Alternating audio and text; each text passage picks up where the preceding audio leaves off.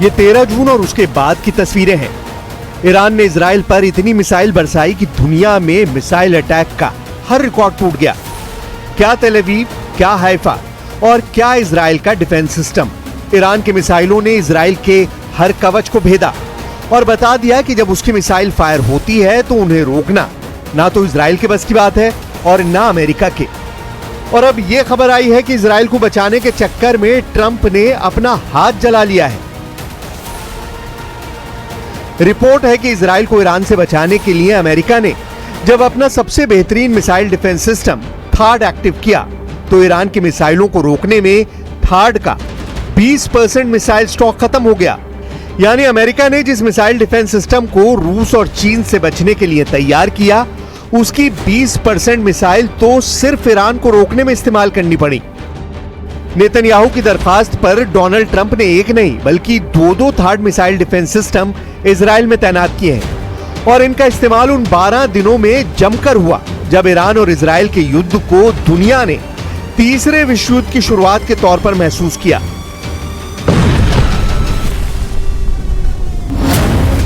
थाड यानी terminal high altitude area defence, ये missile interceptor यानी मिसाइल रोकने वाला डिफेंस सिस्टम अमेरिका की कंपनी लॉकहीड मार्टिन ने बनाया है।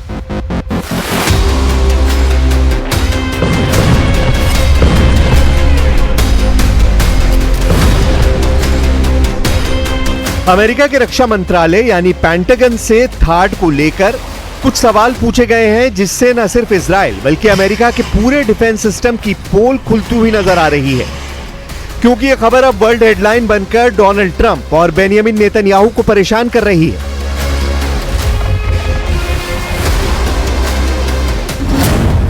हर जगह छप रहा है कि ईरान की आधुनिक बैलिस्टिक मिसाइलों को रोकने में अमेरिका के थाड सिस्टम को बड़ा झटका लगा है। सिर्फ 12 दिनों में उसका 20% स्टॉक खत्म हो गया। अब अमेरिका को अपना स्टॉक भरने में 8 साल का वक्त लग सकता है। थाड के एक मिसाइल इंटरसेप्टर की कीमत 106 करोड़ रुपए बताई जाती है। 2024 में अमेरिकी सेना को सिर्फ 11 थाड इंटरसेप्टर मिले थे। 2025 के अंत तक अमेरिका को 12 और थाड इंटरसेप्टर मिलने की उम्मीद है, जबकि 2026 में अमेरिका थाड के लिए 25 से 37 नई मिसाइल बना पाएगा। इसकी लागत बहुत ज्यादा है। थाड के एक मिसाइल इंटरसेप्टर की कीमत 106 करोड़ रुपए बताई जाती है। यह खबर अमेरिका से लेकर इजराइल और यूरोप से लेकर ईरान और चीन के मीडिया में हेडलाइन बन चुकी है। जाहिर है इस खबर ने पेंटागन में हड़कंप मचा दिया है। 12 दिन के युद्ध के दौरान ही अमेरिका ने थाड की इतनी मिसाइल जाया कर दी जिनका उत्पादन करने में उसे कई साल लग जाएंगे। और 12 दिनों के युद्ध में ईरान ने इजराइल के ऊपर करीब 600 मिसाइल दागी थी। उनमें से 50 से 60 मिसाइलें इजराइल में गिरने में कामयाब रही थी। ईरान ने बार बार दावा किया है कि उसके हमलों को रोकने में इजराइल पूरी तरह फेल साबित हुआ है, और वो इसलिए भी क्योंकि तेल अवीव और हाइफा से आई तस्वीरों ने बता दिया कि ईरान ने जहां टारगेट सेट किया वहां पर उसकी मिसाइल गिरी। एक साथ इतनी मिसाइलों का सामना करके दुनिया का कोई भी एयर डिफेंस सिस्टम या मिसाइल डिफेंस सिस्टम क्यों ना हो, वो घुटनों के बल बैठने पर मजबूर हो जाएगा। और इजराइल में यही हुआ। ईरान ने 12 दिनों के युद्ध के दौरान बार बार बताया कि उसकी मिसाइल पावर को हल्के में ना लिया जाए। थाड को लेकर अमेरिका से जो रिपोर्ट आई है उस रिपोर्ट में बताया गया है कि युद्ध से पहले अमेरिका के पास थाड की 650 मिसाइलों का स्टॉक था, लेकिन इजराइल और ईरान की जंग के दौरान उसको 150 से ज्यादा मिसाइलें फायर करनी पड़ी।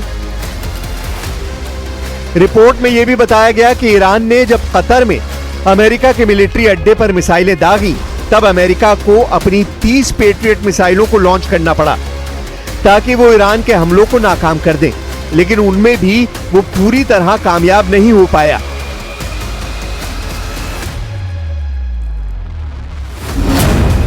रिपोर्ट के मुताबिक अमेरिका के थाड मिसाइल डिफेंस सिस्टम ने इजराइल के एरो 2 और एरो 3 इंटरसेप्टर के साथ ईरान की 574 मिसाइलों में से 201 मिसाइलों को तबाह किया। बाकी मिसाइलों को दूसरे डिफेंस सिस्टम ने नष्ट किया।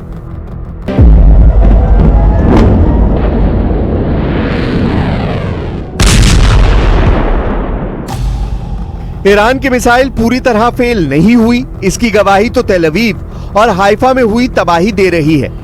इसीलिए ये कहना कि थाड या एरो पूरी तरह कामयाब रहे, ये सरासर गलत है, क्योंकि तेल अवीव के बीचों बीच ईरान की मिसाइल गिरी है, जबकि ईरान का दावा है कि उसने इजराइल के सीक्रेट अड्डे नेवतीम एयरबेस को भी टारगेट बनाया है, जहां पहले से ही थाड मिसाइल डिफेंस सिस्टम तैनात है।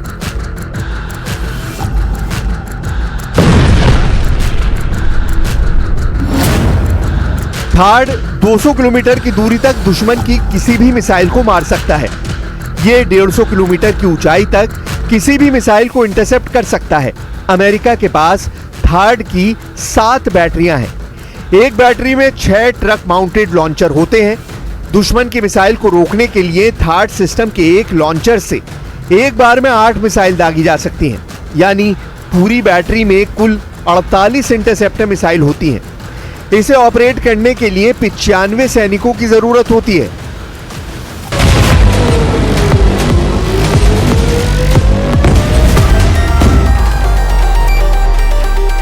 इजराइल में ऐसे 2-2 सिस्टम तैनात हैं, लेकिन क्या ये काफी साबित हुए?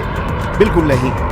हाइफा और तेल अवीव में गिरती हुई मिसाइलों ने बताया कि ईरान एक बार में सैकड़ों मिसाइल फायर करने की ताकत रखता है, और उनको रोकना न इजराइल के बस की बात है और ना ही अमेरिका इसमें 100% कामयाब रहा। अमेरिका के थाड सिस्टम को इससे पहले दक्षिण कोरिया में तैनात किया जा चुका है, ताकि उत्तर कोरिया की मिसाइलों से उसे बचाया जा सके। इसके लिए इस सिस्टम के बारे में कुछ बातें जान लीजिए। अमेरिका के थाड मिसाइल सिस्टम को बैलिस्टिक मिसाइलों को मार गिराने के लिए 1987 में तैयार किया गया था। थाड का रडार आसपास की मिसाइल को उसकी लॉन्चिंग स्टेज में ही पकड़ लेता है और टारगेट को शुरुआत में ही खत्म कर देता है। युद्ध के हालात में इस सिस्टम को सिर्फ 5 मिनट में एक्टिव किया जा सकता है। अमेरिका के एक थाड मिसाइल डिफेंस की एक बैटरी यानी 6 लॉन्चर्स के साथ इस सिस्टम की कीमत करीब 25,000 करोड़ रुपए है। सऊदी अरब ने 2018 में अमेरिका से 44 थाड लॉन्चर और मिसाइल खरीदने के लिए एक समझौता किया था। इस सौदे की कीमत 1.25 लाख करोड़ रुपए के करीब थी। इस तरह आप अंदाजा लगा सकते हैं कि अमेरिका का ये मिसाइल डिफेंस सिस्टम कितना महंगा है, और हर देश ऐसे सिस्टम खरीदने की हैसियत नहीं रखता। 12 दिन के युद्ध में एक तरफ तेल अवीव दहला तो दूसरी तरफ तेहरान, दुनिया की 2 राजधानी 12 दिन की जंग में बड़े बड़े धमाकों की गवाह बनी। एक तरफ ईरान के हमले और दूसरी तरफ इजराइल के अटैक।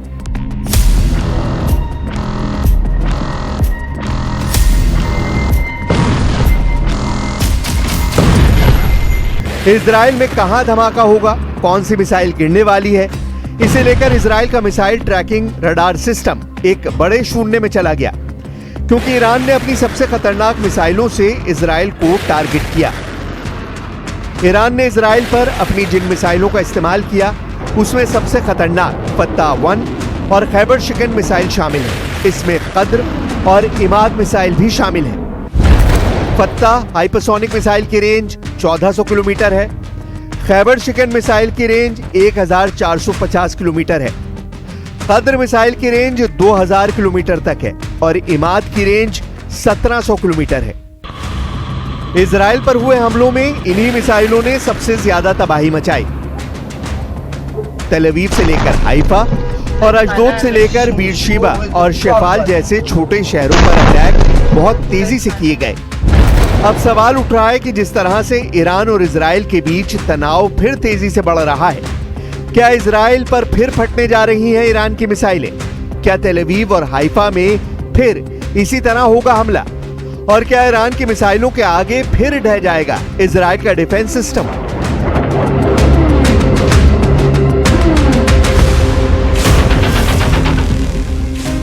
युद्ध के दौरान नेतन्याहू को अपनी एरो डिफेंस सिस्टम को लेकर भी बुरी खबर मिली थी।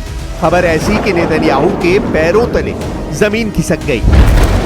तब वॉल स्ट्रीट जर्नल ने खबर छापी कि इजराइल के एरो डिफेंस सिस्टम के लिए मिसाइल खत्म हो रही हैं। यह खबर ऐसी है कि नेतन्याहू अपना माथा पकड़ने को मजबूर हो गए। अमेरिका के अखबार ने लिखा कि ईरान के मिसाइल अटैक को रोकना अब इजराइल के लिए मुश्किल होगा। इस युद्ध ने साबित कर दिया कि अमेरिका और इजराइल के तमाम मिसाइल डिफेंस सिस्टम ईरान के सामने काफी कमजोर साबित हुए।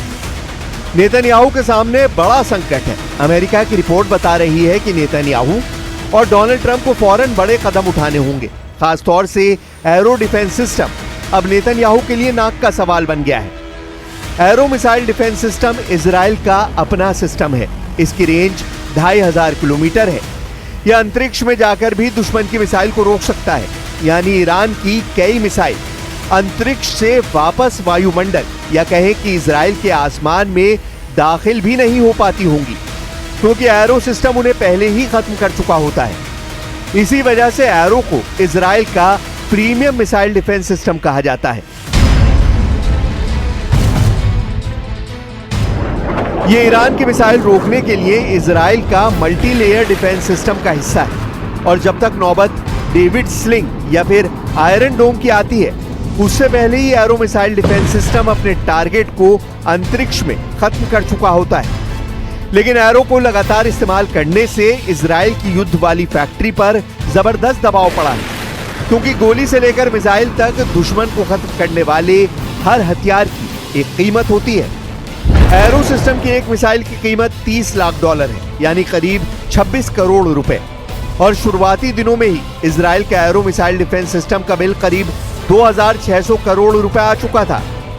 इजराइल में हर लोकेशन को बचाना नेतन्याहू की जिम्मेदारी है, और वो जानते हैं कि ईरान जब हमला करता है तो उसके टारगेट पर इजराइल के बड़े से बड़ा मिलिट्री टारगेट होता है। इन हमलों के दौरान नेतन्याहू ने इजराइल के सबसे नाजुक ठिकानों पर मिसाइल गिरते हुए देखी है। फिलहाल जिस तरह से ईरान और इजराइल के बीच अब भी तनाव बरकरार है, किसी भी एक छोटी सी गलती से फिर से बड़े युद्ध की वजह बन सकती है। ईरान और इजराइल के युद्ध को लेकर हालात बहुत ज्यादा गंभीर बनते जा रहे हैं, क्योंकि दोनों पक्ष एक दूसरे को बार बार ललकार रहे हैं। एक दूसरे को तबाह करने की गारंटी दोनों तरफ से दी जा रही है। लेकिन 12 दिन के युद्ध का बड़ा सच ये है कि इजराइल को ईरान से लड़ने के लिए अमेरिका की मदद जरूर चाहिए, और उसके बिना वो ईरान का कुछ नहीं बिगाड़ पाएगा। इस बात का एहसास नेतन्याहू को हो चुका है। लेकिन सवाल है कि अगर आगे युद्ध का खतरा बढ़ता है तो डोनाल्ड ट्रंप इजराइल को बचाने के लिए किस हद तक जाएंगे, क्योंकि सिर्फ 12 दिन की जंग में ही उनका 20% मिसाइल गोदाम खत्म हो गया है। जबकि ईरान ने कहा है कि वो कई सालों तक ऐसे ही रोज इजराइल पर हमले कर सकता है।